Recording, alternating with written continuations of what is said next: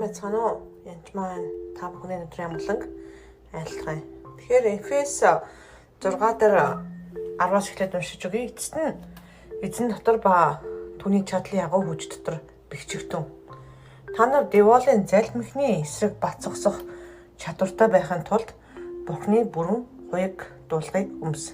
Тэр энэ хуйг дуулгыг тухайн ярьж байгаа л да. Бид үнний бүсний тухай зөвхт бодлын хуйгийн талаар. Тэгэхээр энэ яагаад энийг өмсөж байгаа гэдгээ сайн мэдэх хэрэгтэй.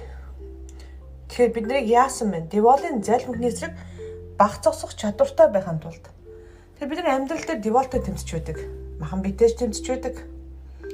Тэгэхээр деволын залмихны. Тэгэхээр девол залтай байх нэ. Маш их залтай үгүй уйлна, хаасаагүй амьдрна, хаасаагүй байна, хэнийг л бол хэнийг иглэх гэж дайран довтлно. Тэгээ энэ эсрэг бат зогсох чадвартай байхын тулд Бурхны бүрэн хуйг дуулгыг өмс гэж. Учир нь бидний тэмцэл бол махан бие ба цусны эсрэг биш.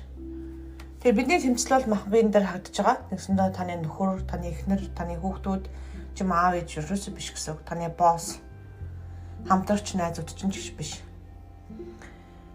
Харин захирагчид эрх мэдэл, энэхүү харанхуй ертөнцийн хүчнүүд тэнгэрдэг бузар мөгийн сүнслэг хүчний эсрэг билээ. Тэгээ хэний эсрэг тэмцэж байгаа гэдгээ мэдэх ёстой.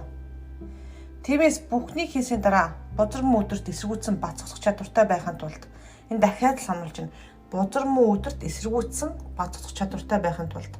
Тэгэхээр энэ мэдлэг сайн сайхан байж ах чинь биш, харин тэр бузар мөн өдөрт дайруулсан ч юм уу зовсон, цахиулсан энэ өдрүүдэд хэрэгтэй гэсэн үг. Бурхны бүрэн зэвсгийг ав. Тэгээд бат зогс. Тэр ихлээр бид нар бат зогсох. Тэгэхээр Ингэхдээ та нар бэлхүүсээрээ үннийг бүсэлж зөвхт байдлын хуйгийг өмсөөд гэж.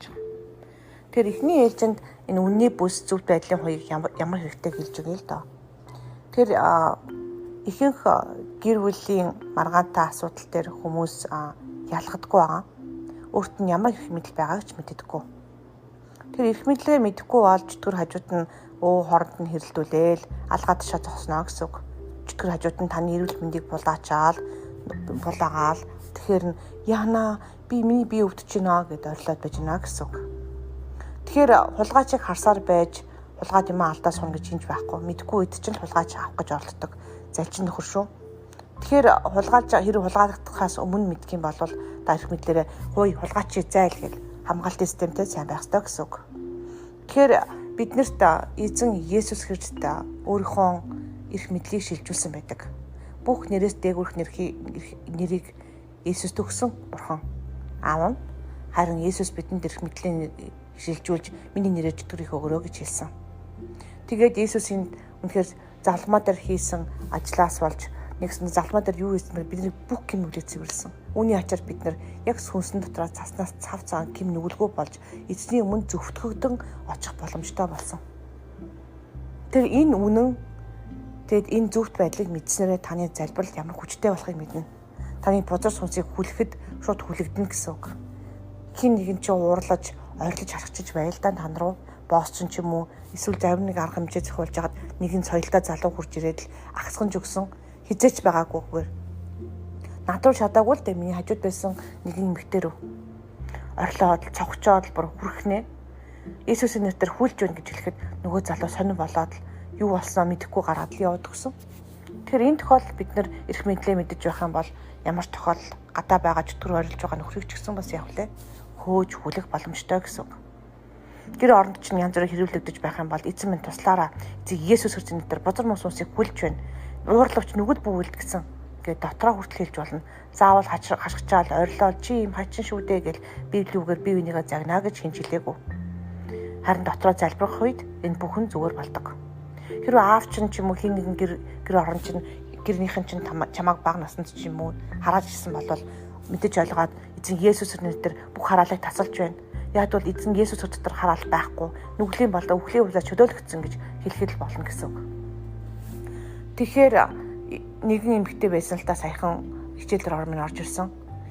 Миний гэр оронд болж байгаа бүтэж байгаа юм юу ч байхгүй. Шүн зүүд нь цөлмөгц сүнс орж ирээд хажуу зогсож байсан. Цөлмөгч сүнс орж тэгээд та хөөснө үү? Хөөгөөгүй би айж байна гэж хэлсэн. Их мэдлээ мэдэж үнэхээр үнний бүсийг зөвхт байдлын хуйгийг мэдэх юм бол зүгээр л та Иесус Христосийн нэрээр чи зайл миний гэр орноос чи цөлмөрч сүнс манай гэр оронд байх эрх байхгүй гэж хэлэхэд л явна гэсэн үг. Энэ бүгдийг мэдэж ойлгоход маш чухал. Тэгэхээр зүгээр нэг зориултын ч юм уу хоосон бэлэгдлийн чанартай бүс, бэлэгдлийн чанартай зөвхт байдлын хуйг биш. Бурхны яг үнэхээр бат зогсож тэмцэх чадвартай хуйг дуудлага. Нэгсэндээ зэвсэг гэсэн үг. Зэвсэг аль нь гэсэн үг. Тэгэхээр танд ямар хэрэг мэдл өгч эзэн Есүс Христостэй хамт эзний баруун талд очисон гэдгийг мэдэрэй.